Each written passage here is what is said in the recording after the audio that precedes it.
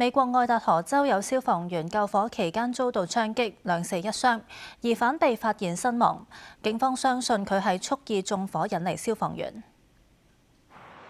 槍擊案發生第二日嘅朝早，山火仲燃燒緊，現場煙霧彌漫。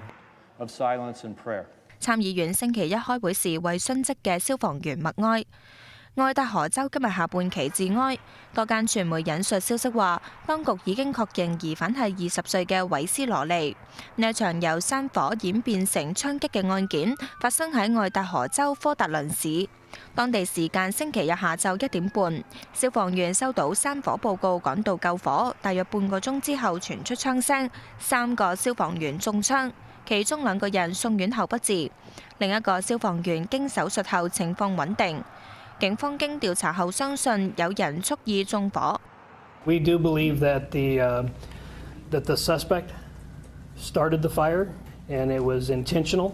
This was a total ambush. These firefighters did not have a chance.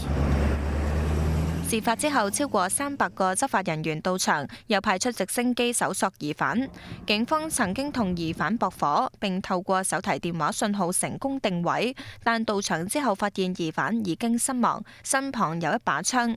目前未知道佢係自殺定係喺駁火期間中槍身亡。